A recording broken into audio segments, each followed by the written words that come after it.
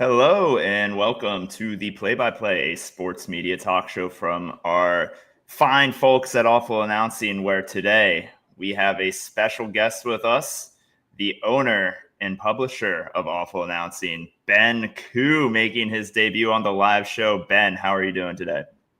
I'm doing good. I'm excited to be live. Yeah, well, this is a pretty cool format we got going, and let's get right into it because we're about halfway through the college football season, and there are some pretty big ratings storylines that I think we should tackle here on the podcast. We're doing this 3 times a week. We might as well get at least one ratings dominated episode in. So, Ben, I know you have a feature column coming out later today or tomorrow, talking about the last weekend in college football ratings. But I want to kind of take a step back first and kind of set the scene here. For the second year in a row, ABC has quite literally dominated the college football ratings landscape with its new SEC on ABC package. For 6 consecutive weeks out of the 7 weeks so far this season, ABC has earned the top audience of the weekend.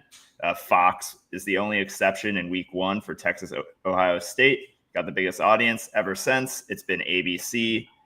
And if we look towards, every individual game window throughout all 7 weeks of the season so far, this is a stat from Ben Huddleston over at Sports Media Watch. ABC or ESPN has won 17 of those windows. Fox has won 4, and then NBC, CBS, both have not won a single window so far this season. You can see the chart on the screen. So, long story short, this has been complete and utter domination by ABC for the second year in a row. There's a lot to dig into here about what this means for the other networks, what this means on a conference by conference basis. But I'll start with you, Ben, since you're the guest. Why can none of these other networks keep up in this new kind of media rights landscape that we're in, the second year of?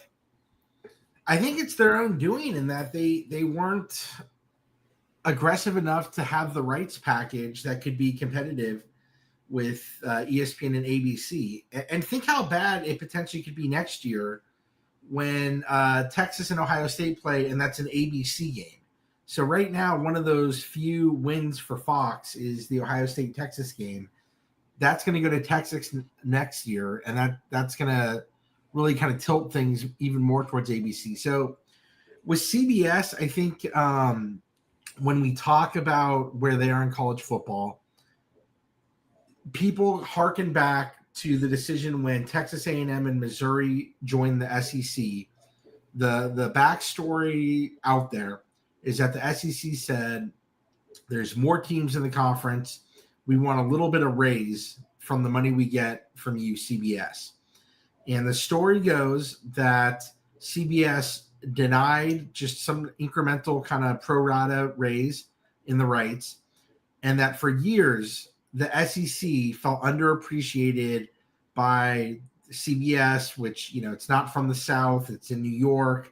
They only have one game a week, and that game of the week went to ABC and ESPN, where they have total control over the SEC's rights. Additionally, with some Big 12 and ACC rights, and they just have this tremendous portfolio that Fox can sometimes win at the noon window, but CBS and NBC, with their very small amount of inventory and with varying quality, just cannot break through. And in my article, I looked at the Indiana-Oregon game. It's where College Game Day went. 3 versus 7, 2 Heisman leading candidates. Very competitive game. Oklahoma, Texas. Oklahoma didn't score the final 2 hours of that game. And yet, Oklahoma, Texas, 8.7 million viewers. Indiana at Oregon, 5.6 million viewers. That top row were all ABC games. And my article is basically like those bottom games on the Big Ten row at the bottom were all good. They were all on network TV, CBS, Fox, NBC. But you get a little bit of a clue of what drives viewership and moves the needle in college football. It's the fan bases, who has a national following. It's the scheduling. Those 3 games were on ESPN or ABC all in a row. You watch the first game, people just kept the TV on to the next game, to the next game. What was on before Indiana and Oregon on CBS? It was a pregame show, and I think women's soccer before. So there isn't lead-in audience for these games like there is on ABC. And also, I contend that hate watching is a big component of this. It's when a team's about to lose that you hate, you flip over to watch it. And for many people, Oregon is just not at that level yet. Of I want to see them lose. I want to see them eat shit. If Illinois was close with Ohio State, I think that game would have been higher than the rating for Indiana and Oregon because people would have loved Ohio State to lose. So those are some of the factors. And I think this last weekend gives a great view of kind of the different things in play for college football viewership. Yeah, Brendan, let's bring you in here because I think Ben, well, you bring up a lot of good points that I'm sure we'll get to in more detail in a second. You know, when these Big Ten deals were signed a few years ago, everyone was talking about how it's an NFL model. You're going to go from CBS to NBC to Fox. You know, viewers will learn that they just need to switch the channels around throughout the day, and the audience will follow the best games. You know, through 1.5 years of these deals, that has not been borne out in the numbers. Do you think college football viewership is just like not as, you know, ingrained yet, where like people are willing to just change the channel based on what game is happening? I mean, I think Ben brings up a great point where like you can just put on ABC all day and you know you're going to get 3 really solid matchups in the SEC. Whereas if you're looking for a Big Ten game, you know, you don't know if it's on NBC, you don't know if it's on CBS, you know, Fox is in the big noon, but you don't know if it's always going to be a good game. So, you know, what is wrong, and how can the Big Ten kind of improve, you know, attracting more of these viewers that might not have that, you know, habitual, you know, those habits ingrained in them yet? I guess my question on this is compared, because like college football has always been a sport where fans have had to jump around, right? Like more than anything else, that's just been true. There's more games and more places now for every sport, but they still maintain that disadvantage as a league, as a sport compared to, you know, whatever, the NFL as the most obvious example, right? So was it always this ABC dominated, or would that have been more equal? I mean, obviously we don't have those numbers like immediately available, but just like offhandedly, is this a new trend? Or the obvious answer to me, if it's not, is, well, all of the SEC just got consolidated in one place, and that network is going to be the one that we should just get used to. If we're talking about major followings, hate watching, national brands, that's going to be the place that has the most of those. Obviously, the Big Ten has them. There's other schools that are going to pop from time to time, but the most reliable version of all that stuff that we're putting together as the formula for a big college football viewership, even if it's not an amazing game or all that great of a matchup, the most often that's going to happen is always going to be on ESPN and ABC. Like that feels like the most obvious answer, unless there is a bigger thing going on where it used to be more spread out and now it's not, in which case I would have my answer be a big shrug. Well, so if we go back to 2023 and then a few years prior, the most watched college football window every year was Fox's Big Noon. Typically, you know, you can kind of quibble with the numbers because they would get a pretty big lift from Ohio State and Michigan at the end of the season. But, you know, regardless, they had the highest average of any regular college football window for several years running. Now it is a much different story. Last year, ABC's primetime window averaged 7.4 million. Their 3:30 window averaged 5.83 million. Fox's Big Noon actually finished third in the ratings with 5.6 million. So this is like a new paradigm in college football. And if we look over to this year, I think this is a really shocking stat for me when I was taking a look at these numbers earlier. If we're looking at audiences over 5 million viewers so far this season, so through the first 7 weeks, ABC has had 15 games average over 5 million viewers. We go through the rest of the networks. CBS has had 3, Fox has had 2, NBC has had 2, and ESPN has also had 2. So we're talking about you can combine Fox, CBS, NBC, and they don't even get half of the amount of games over 5 million viewers as ABC and ESPN do. So it's like a huge gulf between these networks right now. And I don't know, Ben, you're an Ohio State guy. Is this like the Big Ten is just down? It doesn't have the depth that it had a few years ago? Or is it more like we're talking about how ABC just has a monopoly on the SEC now, and people are just saying, screw it, we're just gonna tune into the SEC games all day? I think we're heading to a place where it was like baseball in like the 80s before interleague play, where you followed your team and it was in the NL and the AL or the AL, and you would know teams from your league. They had different like umpire unions with like different umpire uniforms. Like the umpires look totally different. And you almost like disregarded the other league as like inferior. They have the DH and like we only play them in the World Series. I think there's probably data that the nerds at the networks, and if there's any listening, power to you, feel free to DM us information. My thinking is that out of 100 diehard SEC fans, if you polled them and said, how likely are you to watch if your team is not on TV, it's already played or it's playing later, how likely are you to watch a game, a Big Ten game over an SEC game happening right now? If you're an SEC fan, out of 100 SEC fans, I think maybe like 40 or 50 would go like, yeah, I'll watch a Big Ten game. But I think if you ask Big Ten fans, your team's not playing, would you be down to watch a good SEC game? I think the number is like way higher, like 70 to 80%, where we're like, yeah, it's good football. I love good college football. It doesn't matter. But I think there's this pride and cultural thing. And I think ESPN does a great job just keeping the SEC top of mind. And I just think there are people who prefer to drink Coke and only Coke products and are not going to get Pepsi. They're just, can I have a Coke? And they go, are you happy with the Pepsi? They're going to go, oh, Yankee football. Not watching USC versus, whatever.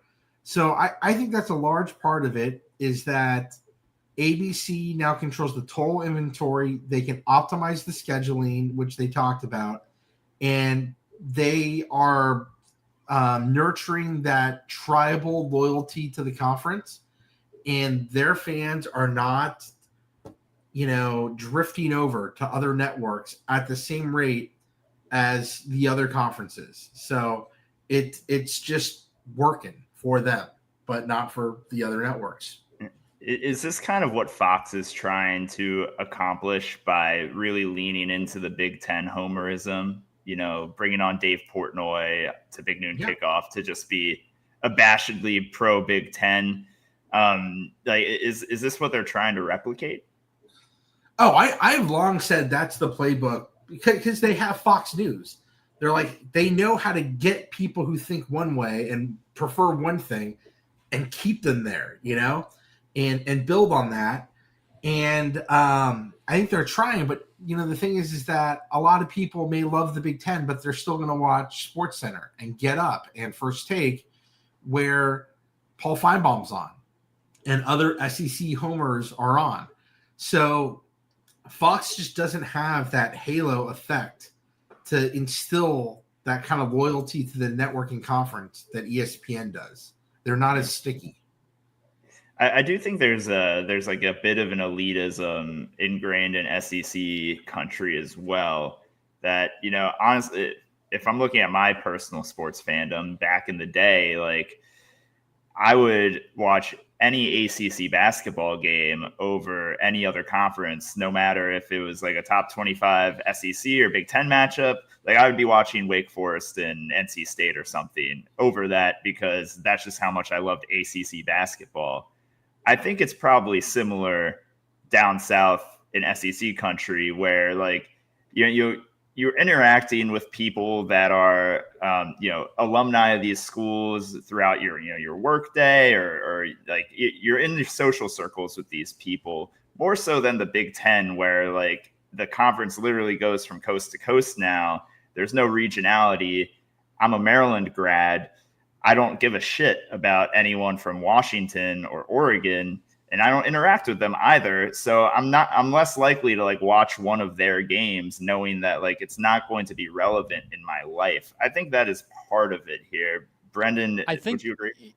I think so. I mean, look, like we also have to account for like the SEC, the way that it's grown, right? So having people that throughout both Texas and Florida that care is big, right? I mean, like getting UT in there and having these, I mean, it's like a quarter of the country and it's the most passionate quarter of the country about the sport. So just if you think about it big picture, yeah, Texas Tech's not in there and there's some schools like whatever, but like the vast majority of people have a rooting interest. I was in Austin for the game Saturday. I know it wasn't in Austin, it was in Dallas, but like that's not being like to come back full circle to why the Oregon Indiana game didn't register. I mean, in Eugene it's going to be like that, but is it going to be like that in Portland? Is it going to be like that as far reaching as Seattle? I know obviously they would care more about Washington, but like no, it's not. And so I think it's just like simple math in a lot of ways too, but I don't know. I don't know if you guys have more thoughts on that. My other question on it too is the looming like CBS elephant in the room. Nothing of how that company is operating right now tells me that they're going to be chill about the charts we just showed. And I would love to hear what you guys think are like the moves that CBS could make with this spending power and this aggressiveness, particularly in sports, although really everywhere, to kind of try to pry back some kind of relevance on a national scale as like a go-to place for college football fans. Can they consolidate the Big 12? Can they, I mean, I don't know what their moves would be because everything's kind of set in stone and they just lost the big fish, but maybe there's something. I think it's a manifestation of, kind of the old guard over there just being, like Ben explained, a bit too conservative in their willingness to bid up on SEC rights when they came up a few years ago. I mean, I don't think they realized just how valuable that package was. And, for so long, everyone in sports media was saying how this is like the best deal of any media rights deal out there because CBS was paying so little and getting so many of the best games every year. And now they've pretty much completely folded. Like they're relegated to a second tier Big Ten partner. And we know at least this year and last year, the Big Ten hasn't had the same type of depth as it has in years past. And they don't have the same type of brands in the middle of the pack that the SEC does. And I think they, I don't know what they can do. All these deals go through into the 2030s. It's unclear. Like we don't know the exact breakdown of how much CBS is paying versus Fox versus NBC, but the Big Ten's getting $1.15 billion a year from the three networks that are currently partnered with it. You got to imagine CBS is paying around the same price that they were for the SEC for like these second, third tier Big Ten games. So, I don't know where you go from here if you're CBS. Yeah, I think, we were talking about like the SEC and why it's different. I think a big part of it that is lost on some people of why it means more is that there's less pro teams there. So you might be an Indiana Hoosiers fan, but your first love might be like the Pacers and the Colts. And you're also an Indiana fan, where I think in the SEC, if you're an Alabama fan, there's no pro team in Alabama. There's no pro team in Mississippi. It's like that. Some of the professional teams there are newer. You know, the Titans moved at some point. The Memphis, so that's why it's so tried and true. Where if you're in the state of Ohio or Michigan, your fandom is more evenly split. But as to like what happens where these networks get more, well, the Pac-12 is gone. They probably had a chance to get a more meaningful slate of games. And a big part of this Big Ten Fox relationship is that the Big Ten gives out these games to CBS and NBC, where they get like ran over by ABC pretty much, and ESPN and the SEC. And part of me goes like, this problem could be solved if CBS had a good amount of the Big 12 rights. The Big 12 is an afterthought for ESPN as well as Fox right now, who share the rights. The ACC has, the ACC network with ESPN. So I think what's going to happen is someone is going to maybe make a more aggressive run. I theorize could CBS and Paramount with Amazon replace the ESPN Fox alliance. What CBS has now is just, they have no options. They have one game a week. They have no lead in. They have nothing after. NBC at least has Notre Dame football like 7 or 8 weeks of the year to kind of play with.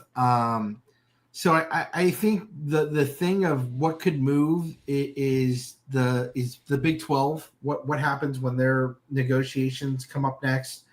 And will CBS just stay pat with one game a week? Will either of those networks or any of the streamers look to kind of elevate the Big 12 a little bit? Because that's the conference that has some flexibility to maybe shake things up. Yeah. I think the lead-in aspect is actually crucial here. CBS is airing a 1-hour pregame show at 2:30 p.m., like when there's 1,000 other college football games going on. Yeah, who's going to watch pregame over just watching another game on a different network? Yeah, exactly. And that format might have made sense during the SEC on CBS years. When you have like the marquee game of the week, and you might want to preview that for an hour or so. But it makes no sense when you have Ohio State, Washington. Like, no offense to either of those teams, but like, that's not a game that people are tuning in to watch the pregame for. So you're really starting from nothing, and then you're also giving people nothing afterwards. So I think both of those aspects are kind of a huge deal when it comes to CBS's ratings so far this year. Brendan, I'll give this one to you. Is there any way, like in the next few years, that we don't see ABC continue its dominance here? Like, is there anything Fox, CBS, NBC can do to, help lift these ratings a bit back up? I mean, my mind goes to further realignment, but there's really not a lot of movement left, right? Like, I think maybe there's some spare schools that could move but those are mid majors that are gonna get promoted to the big leagues. Like that, I don't see that really changing because everybody's sort of where they want to be now. Obviously, there's like does one of these sleeping giant type of big market, or at least like big college football market schools suddenly get really good? Like that can always change things, if I don't know, West Virginia becomes incredible out of nowhere, and now they're, I mean, I don't know, or more likely like USC or something, right? Like that would sway their games to being really marquee again.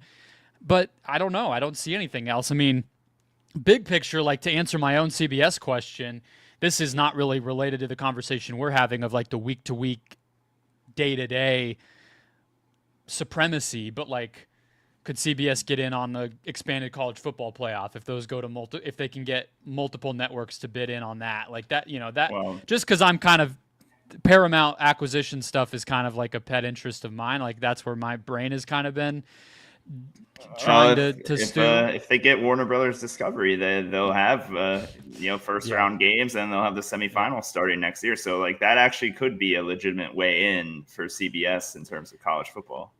It would be, but yeah, again, then we're back to like, well, no one's tuning in on a Saturday in October just because they know in January they're going to be on that network again. It's they have to build the portfolio. Warner Bros. Discovery also has, some Big 12 rights. I mean, not the best Big 12 rights, but that's something that you could use to lead into a Big 10 game.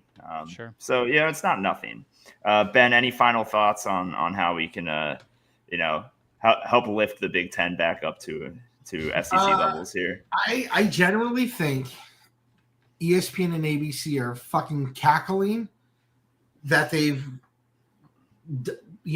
successfully done this heist of rights, and I think Fox is fucking happy as fuck that they have the big noon and they let CBS and NBC with like scraps get ran over, and they don't have to compete there.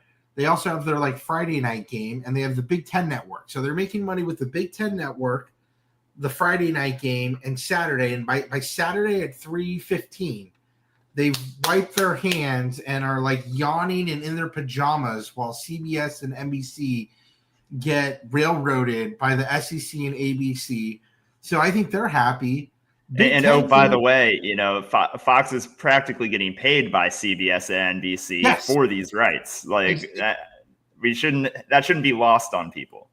They pulled off their own heist, and I think the question is it good for the Big Ten? Is it good for college football? I think ESPN's in love with that. They control the playoff, they control the SEC, they control the ACC. Fox they don't control anything, but they make money, and that's what they're happy about. And ultimately, this shit just all started to go sideways when the Big Ten was like, let's add Maryland and Rutgers to get the Big Ten in more households. And now this makes no fucking sense. And then what they should have done is added Missouri, which went to the SEC, because if you added Missouri and Nebraska, you would have gotten Texas and Oklahoma. You would have, and that would have been the Big Ten play. And back in the day, some people thought it, and it all went sideways when they're like Maryland and Rutgers. And, they made the money, and it's probably started to dry up the Maryland and Rutgers Big Ten network in New York and DC play. And then when Texas and Oklahoma went to the SEC, they're like, let's do something equally that makes no sense, and let's get two teams across the country. And so the Big Ten has just been kind of chasing not cohesive, like these money grabs. And ABC, I think, has just wanted purity and fan base, and it's just going to stay tried and true. And Fox is going to make their money, and ABC is going to win the ratings wars. But in terms of like, is it good for the conference? I don't think the current setup is probably as beneficial to the Big Ten as the SEC. And that's why their commissioners like, let's have 2 million teams in the tournament. Let's have 2 million teams in the playoff. Let's auto seed. Like, it's just more dumb ideas from the Big Ten commissioner, because this conference has a history of like thinking they're playing 4D chess while everyone who watches the sport is like, what the fuck are you doing? And that'll probably just continue. But Fox is making money, ABC, ESPN's making money, and that's all that really matters. Our complaints and observations don't mean shit. I think it's a great place to end things. Ben, thank you for joining us on this fine Wednesday. Brendan, thank you as always as well. Please subscribe to the Play by Play podcast wherever you get your podcasts. We will see you once again later this week. Have a good one, guys.